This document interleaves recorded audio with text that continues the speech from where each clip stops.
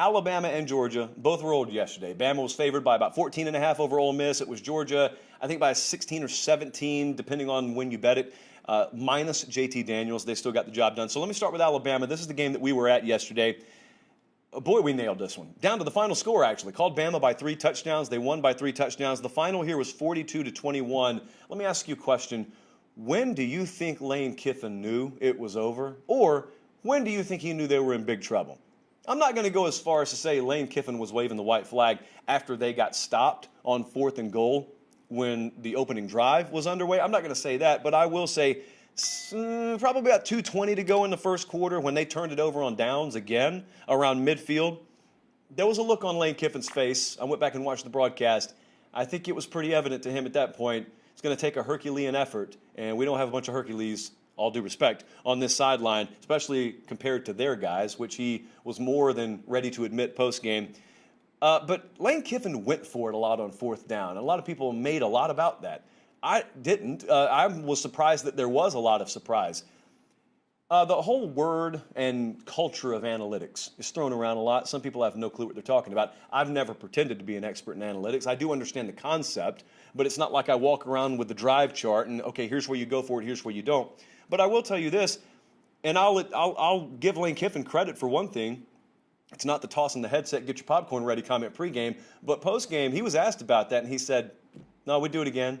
I know they looked like they were risky calls, but they really weren't risky calls at all. We decided long before we even got in town here, that's what we were going to do.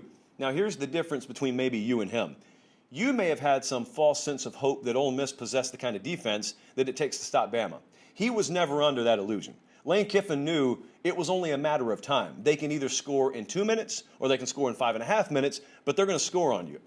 If you didn't watch the game yesterday, go watch the replay. That's all the evidence you'll need. And so Lane Kiffin said it more than made sense. From a risk-reward scenario, it more than made sense. So, perhaps this is as good a read as we ever ended up having on a game so far this year, because if you go back to the Tuesday show, what we expected to happen, and the reason I thought Alabama was going to get some margin on Ole Miss was because I highly expected that the adjustments defensively for Alabama were not going to shut Ole Miss down necessarily. They kind of ended up doing it in the first half.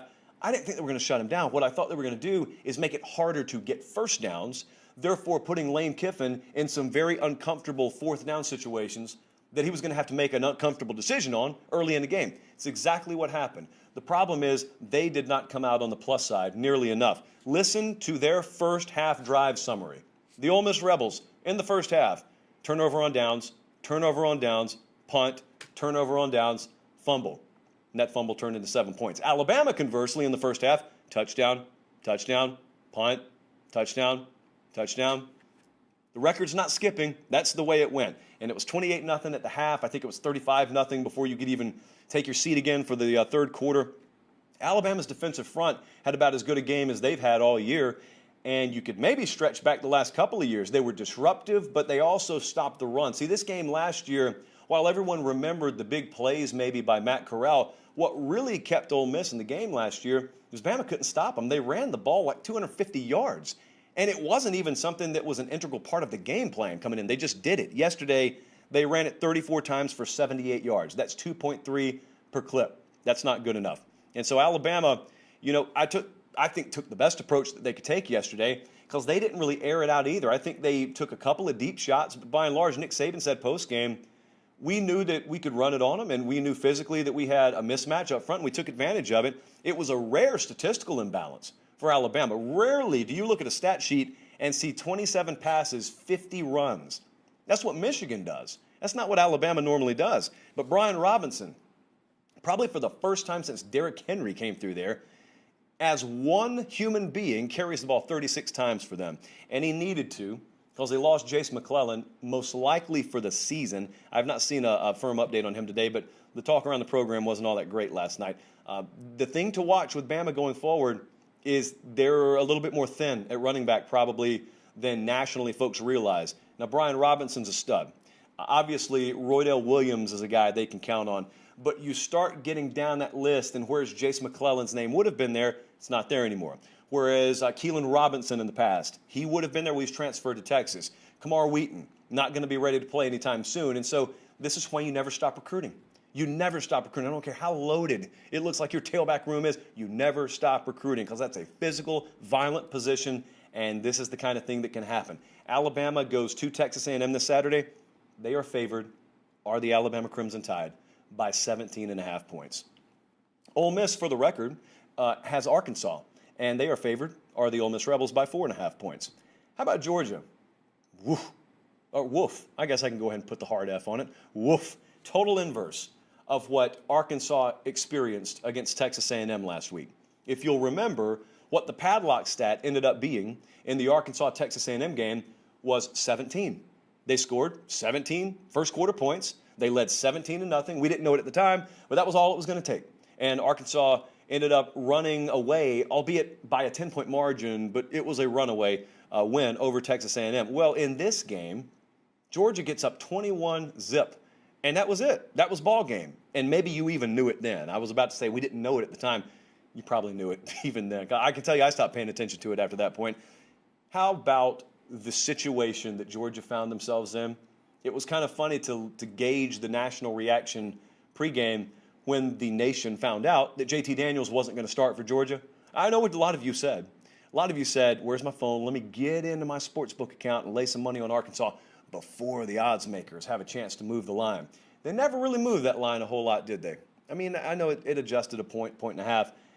Imagine being so good that you can lose your QB1 and yawn while you do it, have your backup throw the ball, I think, 11 times total, and just run away, just body bag a top 10 team, because that's what happened yesterday. There was some of that lazy talk afterwards. Well, Arkansas was kind of a paper tiger. No, they weren't. Arkansas is a very good team. Not past tense. Arkansas is a very good team. But the problem is Georgia's just that much better. And so I know it's been a renaissance year, and I know we've seen a lot of upsets. We're going to talk about a couple of them coming up. Not at the top, we're not. Bama's not losing, and Georgia's not losing. And the only thing that will probably change that is when they play each other. And I don't even know if that's going to be in singular form. It'll probably be in plural form, the times they play each other. But it was really impressive because, like I said, Georgia threw the ball 11 times yesterday, and they had 4 running backs with double-digit carries. They ran it 56 times for 273 yards, which is refreshing because that run game has not fired on all cylinders quite yet, quite to the degree Georgia fans have wanted it. But I'll tell you where I was most wrong in this game. We thought Georgia would win the game. I thought the margin would be closer. Thought Arkansas had a chance at the cover.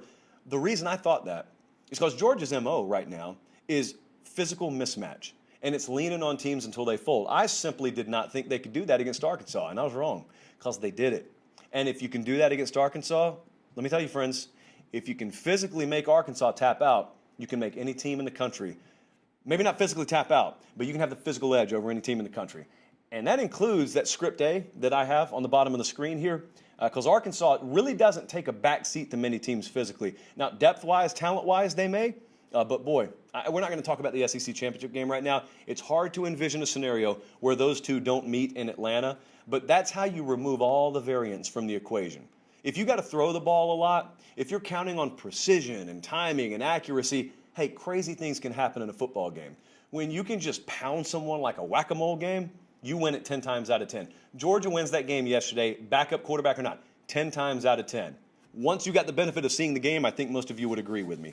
Arkansas is not a bad team. Arkansas is not overrated. Arkansas is coming out of yesterday, everything I thought they were going into yesterday.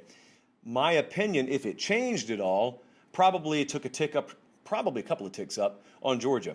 Another impressive performance. The Dogs go on the road this Saturday. They opened, I think, as a 14.5-point favorite.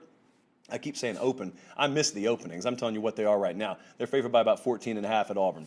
Just suddenly, upstart Bo Nix-led Auburn Tigers.